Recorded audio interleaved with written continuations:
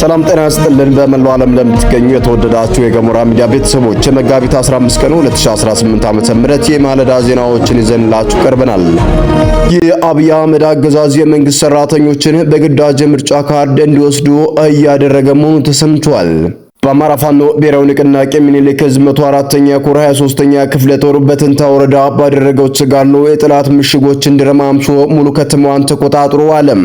በርካታ የብልጽግና ስልጣን አስጠባቂዎች ሆኑ ሲደመሰሱ፣ ቀሪዎቹ ደርዘን ሙሉ ቁስለኞች ጤና ጣቢያ በገቡበት ተጋድሎም ድልም ተመዘገበም። በግፍ ደም ማፍሰስ ስልጣን ለማራዘም የወሰነው የአብይ አህመድ አገዛዝ ዛሬም በጎንደር ክፉኛ ተመቷል።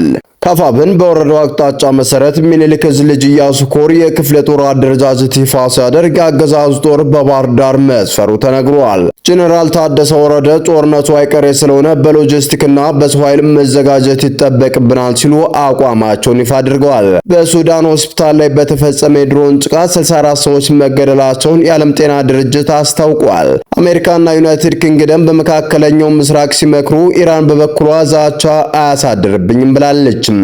ውድ አድማጭ ተመልካቾቻችን አብራችሁን ልትቆዩ ከፈቀዳችሁ እነኝና መሰል መረጃዎችንም በዝርዝር የምናሰማችሁ ይሆናል። የገሞራ ሚዲያ ወቅታዊና ሐቀኛ መረጃዎች እንዲደርሷችሁ ቻናሉን ሰብስክራይብ፣ ላይክ፣ ሼር በማድረግ አሁኑኑ ቤተሰብ ይሁኑ። የአብይ አህመድ አገዛዝ የመንግስት ሰራተኞችን በግዳጅ ምርጫ ካርድ እንዲወስዱ እያደረገ መሆኑ ተሰማም።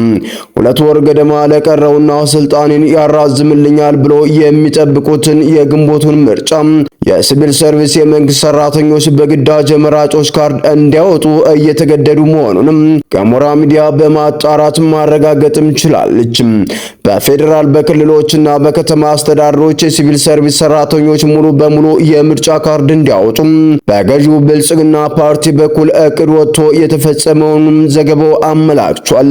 ምንም እንኳን እቅዱ ከገዢው ብልጽግና ፓርቲ ቢሆንም የሚፈጸመው በየደረጃው ባለው የመንግስት መስሪያ ቤቶች በኩል መሆኑንም አስተያየታቸውን የሰጡ 4 መካከለኛና ከፍተኛ የፓርቲ መዋቅር አስተባባሪዎችም አረጋግጠዋል።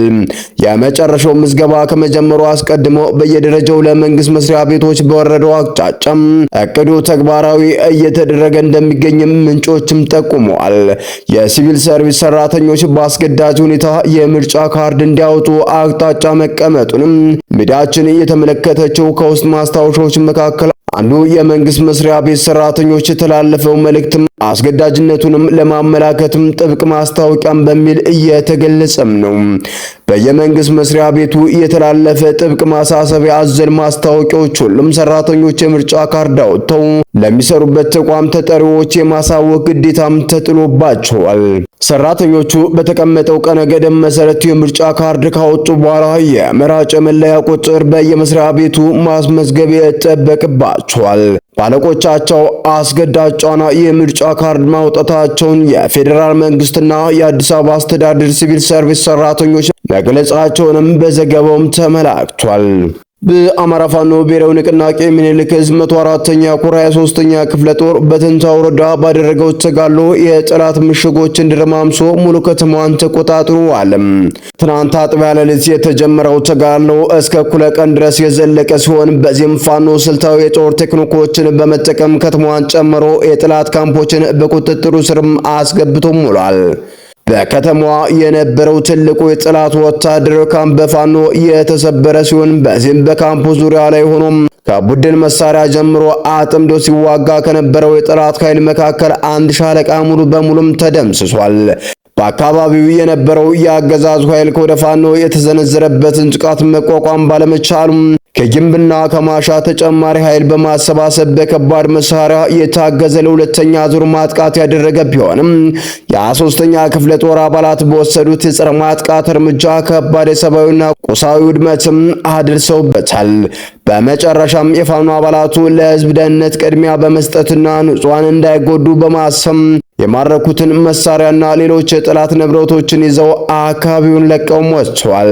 ከወደ ፋኖ በተሰነዘረበት ማጥቃት ከባድ ጉዳትን ያስተናገደው የጠላት ብልጽግና ኃይል መድፍና 120 ሞርተር የውር ድንብሩን በመተኮስ ንጹሃኖችንም ጎድቷል፣ ሀብት ንብረትም አውድሟል።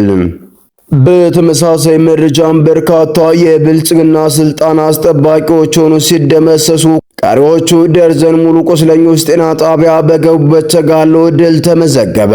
የአማራ ፋኖ ብሔራዊ ንቅናቄ ምኒልክ ዕዝ 106ኛ ኮር 34ኛ ክፍለ ጦር ከጋሸና ወደ ስታይሽ አቅጣጫ የጥፋት ፈረሱን ጉግ ሲጋልብ በነበረው የፋሽቱ ሰራዊት ላይ መራር ቅጣት የወሰደ ሲሆን በዚህም የአውደ ውጊያውም የተገኙ ትርፋቶችም አንድ ማረጉ በውል ያልታወቀ የመከላከያ አመራር ወደማይቀረው ሲሸኝ በ29ኙ ላይ የድምሰሳ እርምጃ የተወሰደ ሲሆን ቀሪዎቹ ከ31 በላይ የጁላ ሰራዊትም ከባድ ቁስለኛም ተደርገዋል።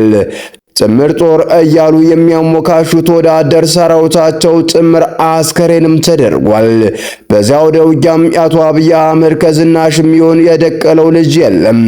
እንዲሁም የብርሃኑ ጁላ የቆባት ልጅም በሌሉበት ከየትም ተጋፈው የመጡ የስልጣን አስጠባቂዎች ላይ የየድርሻቸውን ተለብልበው ገሚሱን አስከሬን ሳያነሱም ሌላውንም ቁስለኛ ጥለው እግሬ አውጭኝ የዘውትር ነፍስ አድን ፍርጥጣቸውን መርጠው ወደ መጡበትም ባዘን ኮፍያም ከልለው ተመልሰዋል። ከቀኑ 10 ሰዓት የጀመረው አውደ ውጊያ እስከ አመሻሽ 1 ሰዓት ተኩል የዘለቀ ሲሆን በርካቶች ስርዓቱ ወታደሮች ከጠርናፊያቸው ተበታትነው በፋኖች እየተለቀሙም ይገኛሉ። እስካሁን በቁጥር በውል ያልተረጋገጡ የመከላከያ ሰራዊትና የአድማ በትን ሰራዊቶች አጋጣሚውን በመጠቀም ከጠርናፊ አመልጠው ራሳቸውን ከከንቱ ሞት እያዳኑም ይገኛሉ።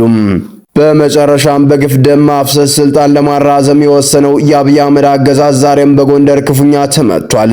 በአባድፈን መሳፍን ተስፎ በነደጃች አያሌው ብሩ ቀዬ ዳባት አረጃና አካባቢ ሲክለፈለፍ የዘለቀው የምርኮኛው ብርሃኑ ጁላ ሰራዊት እንደተለመደው ከኮሶ የመረረ ሽንፈትን በጀግናው ሰራዊታችንም ተጎንጭቷል። በዝምተኛው መብረቅ ዘራይ አዝመራው ስም የተሰየመው በላይ ዕዝ 4ኛ ኮር ዘራይ ክፍለ ጦር ሸገውበት ብርጌድ በተከታታይ ሳምንት በሚወስዳቸው የተጠና ኦፕሬሽኖች በቀጠናው ጠላት እንደ ሰም ቀልጦ እንዲቀርም እያደረገም ነው። ወደ ብርጌዱ ጠንካራ ይዞታዎችን ተከታትሎ የዘለቀው ግፈኛ ሰራዊትም በእሳት አለንጋ ተገርፎ መራር ሰራዊትና ቁሳዊ ጉዳትንም አስተናግዷል። በዚህም 15 የተደመሰሰ 15 ቁስለኛ ሲሆን 25 ነፍስ ወከፍ የጦር መሳሪያም ተማርኳል። ከዳባት ከተማ ቅርብ ርቀት ቀርሃ ቀበሌ በተደረገ የአፈሙዝ ክርክር ሽንፈት የገጠመው ግፈኛ የአብይ ታጣቂ ስብስብ ቀሪው ነፍሴን አውጪኝ ብሎ ወደ መጣበትም ዳባትም ሸሽቷል። ሰላም ጤና ይስጥልን። የተወደዳችሁና የተከበራችሁ የሚዲያችን ቤተሰቦች ለሰዓቱ የነበሩን መረጃዎች እነዚህን ይመስሉ ነበር። በሌላ በተጠናከረ መረጃዎች እስከምንገናኝ በያላችሁበት ሰላም ቆዩልን።